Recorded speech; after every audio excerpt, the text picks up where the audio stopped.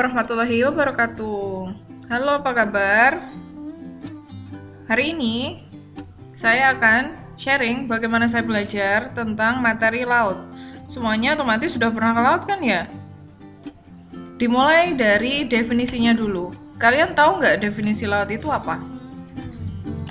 Laut itu adalah kumpulan air asin dalam jumlah yang banyak dan luas yang menggenangi dan membagi daratan atas benua atau pulau. Silakan dibayangkan pantai atau laut yang pernah kalian datangi. Nah, apa bedanya laut dengan samudra? Samudra itu lebih luas daripada laut. Jelaskan? Oke, next. Laut itu salah satunya dibagi menurut kedalamannya. Nah, di kedalaman ini dibagi menjadi 4 zona. Yang pertama adalah zona litoral, yang kedua zona neritik, yang ketiga zona batial, yang keempat zona abisal. Seperti apa zona itu akan saya jelaskan satu persatu. Dimulai dari zona litoral. Zona litoral itu adalah zona sepanjang pasang tertinggi dan surut terendah. Paham maksudnya nggak? Misal, kalian yang pernah ke Pulau Merah, dari parkiran itu, kan kalian jalan ya sedikit, kemudian di sana ada tumbuh-tumbuhan itu. Pasang tertinggi itu kan biasanya di dekat-dekat situ ya. Sampai surut terendah bisa jadi sampai airnya itu di belakang pulaunya. Nah, zona sepanjang dari dekat parkiran sampai belakang pulau tadi itu namanya adalah zona litoral. Nah, zona ini biasa dimanfaatkan untuk yang pertama, mangrove. Yang kedua, bisa untuk tambak garam, para petani garam. Ataupun yang ketiga, wisata pantai karang, bagi pantai-pantai yang ada karangnya. Dan ketika surut bisa terlihat, ya yang seperti saya contohkan tadi, Pulau Merah. Kalau kalian datang di Pulau Merah saat surut, kalian akan bisa melihat karang di sana, ada bintang laut dan bahkan bulu babi kalau beruntung. Selanjutnya, zona neritik. Zona ini itu dimulai dari permukaan laut hingga kedalaman 200 meter di bawah permukaan laut. Zona ini matahari masih mampu menembus.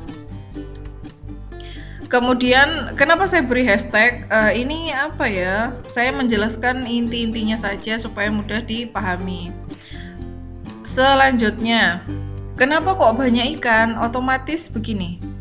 Ketika ada matahari yang masuk, sedangkan di sana juga ada terumbu karang, itu akan membantu mereka untuk fotosintesis dan akan menghasilkan banyak sekali sumber makanan bagi ikan-ikan, sehingga di zona ini itu banyak ikannya.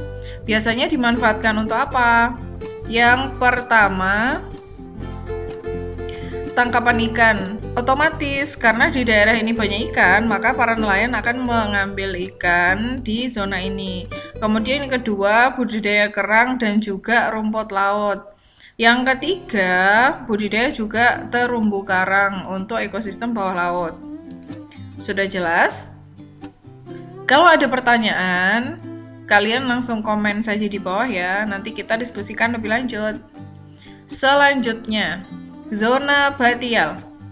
Zona batial ini kedalamannya 200 sampai 1800 meter di bawah permukaan laut. Di zona ini sudah tidak dapat ditembus matahari. Kemudian di sini adalah tempat hidup predator atau ikan besar. Biasanya dimanfaatkan untuk penangkapan ikan skala besar, latihan perang bawah laut, seperti inilah kira-kira. Kalau latihan perang bawah laut itu ya mungkin negara-negara maju ya.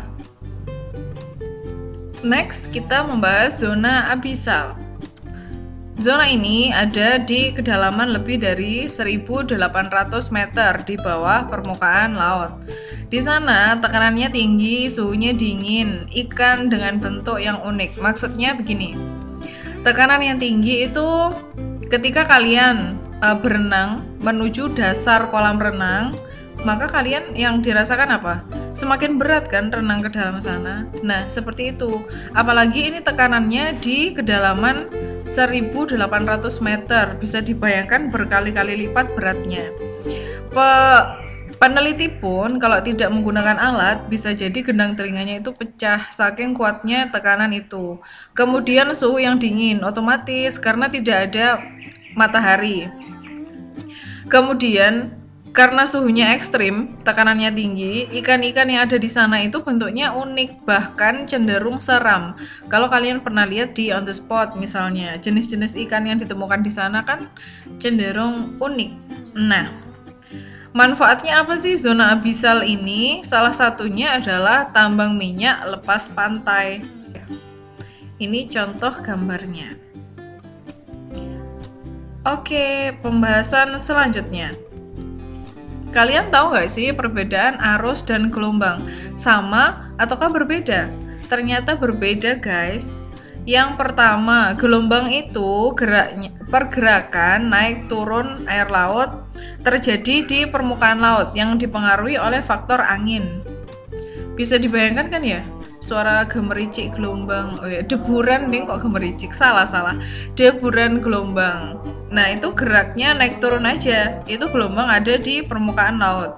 Selanjutnya adalah arus. Nah arus itu pergerakan massa air laut yang terjadi di bawah atau di dalam laut, dipengaruhi oleh beberapa faktor, yaitu perbedaan tekanan, perbedaan kadar garam, dan gaya Coriolis dari rotasi bumi.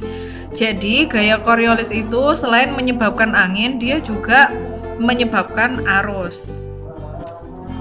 Kemudian arus itu dibagi menjadi dua, namanya upwelling. Apa sih upwelling? Sesuai dengan namanya up, artinya dia itu gerak vertikal ke atas dari dasar laut yang memiliki suhu dingin serta kaya nutrisi. Nutrisinya itu fosfor dan nitrat ke arah permukaan laut. Dan yang kedua, arus downwelling, yaitu gerak vertikal dari permukaan laut yang hangat ke arah bawah yang membawa kandungan oksigen. Jadi saling apa ya? Kalau kita ibarat ya seperti konveksi ini, ketika kalian mendidihkan air, itu kan ada blebek-blebek ya, itu perputaran. Sama atau mirip seperti arus ini, jadi saling melengkapi. Ini gambarnya. Jadi kan yang cold water, upwelling itu membawa arus dingin, downwelling itu membawa arus atau suhu yang panas. Suhu yang panas itu juga kayak oksigen, jadi dia saling bertukar, sini ngasih oksigen, sini ngasih nutrisi gitu ya. Oke. Apakah sudah jelas untuk kedalaman dan arusnya? Kalau belum jelas, silakan lanjut komen di bawah, kita diskusi. Jangan lupa like dan subscribe. Bye-bye.